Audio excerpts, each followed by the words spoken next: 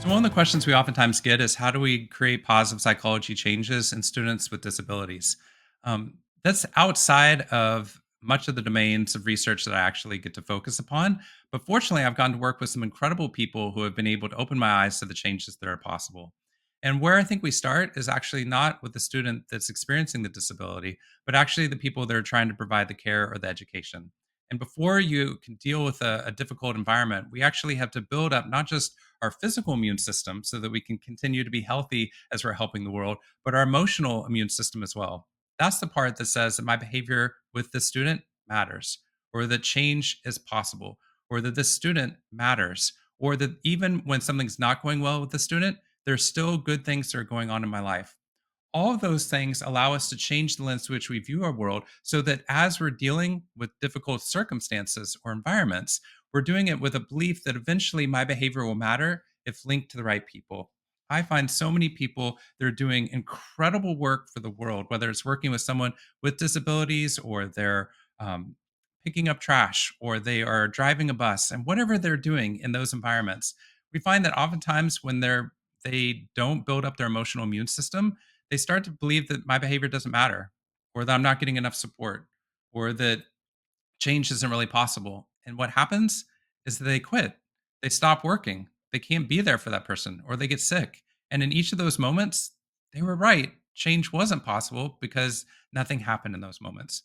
What we're looking for is how do we change the lens to continue to help those people to create the life giving help that they're providing for the world. And it starts with doing the habits that we talk about in the happiness advantage and the orange frog training, building up gratitude, optimism, social connection, doing random acts of kindness, going on 15-minute brisk walks, journaling about positive experiences. Those things are helpful because what they do is not only show you that your brain matters, that your behavior matters, but it also gives a storehouse of positive imagery so that when something negative comes in, it doesn't take up the entirety of the lens through which you view the world. It allows you to be able to counterbalance it. It doesn't eliminate the negative in our world, but when we have those weighty negative things that are going on in our life, we can actually balance it with yes and I've got these positive things going on within our lives.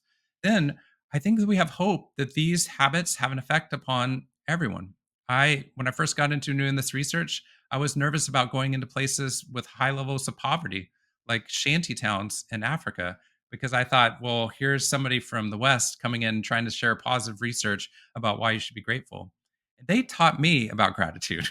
That even though they seem to have nothing compared to what students have here in the West, they were so grateful for their homework because their parents never got to do homework, right? They were so grateful for the school because they had a school and some of their friends didn't have one, right? That lens allowed them to want to move and lean towards the education instead of away from it. Whereas I saw students at Harvard, who I was teaching, playing misery poker, trying to figure out who had the worst hand in terms of who slept the least and who had the most papers, seeing that same work as an onus.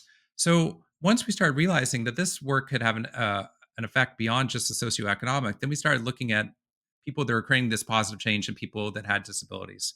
And those disabilities are so wide and the spectrum is so large that it's difficult to be able to say this works everywhere. But I remember at one of the very first schools we went to, Good Morning America actually came out and did a video of the incredible positive changes that were going in the school.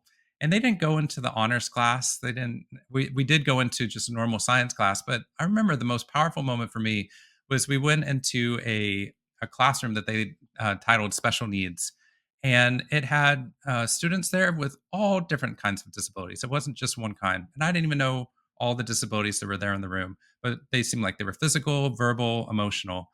And what they did was they would videotape the student standing next to their caregiver educator who would walk them through thinking of things that they were grateful for. And they would videotape them doing this day after day, saying something and scanning for something that they were grateful for. And sometimes it took 15 minutes. Sometimes they said the same thing every day. But then what they did is they took the video and then they cut out the educator. So all you see when they edit it was this video of them consistently talking about all the positive things that were going on in their life and that they were coming up with it on their own. What the educators told me in the room after I stopped tearing up and crying seeing this was that it became easier and easier. That once they saw themselves doing this alone, that for many of them, that allowed them to think, hey, there are good things that are going on in my life. And I can come with these on my own. And when I come up with these, for some reason, my work seems to go better, which is exactly what we see in this research. Across the spectrum, what we find is as the brain becomes more positive, releases more resources, allowing us to be able to focus on our tasks for longer, do better within our cognitive range, and be able to create a positive effect upon people in our lives. So, what I'm hopeful for is that whatever challenges we come up with in our life about why we think this research won't work, that we take a step back and just try it. We do it with ourselves and we do it with other people. Because what we find in this research, in places I never thought it would work, we keep finding over and over again how powerful this research actually is.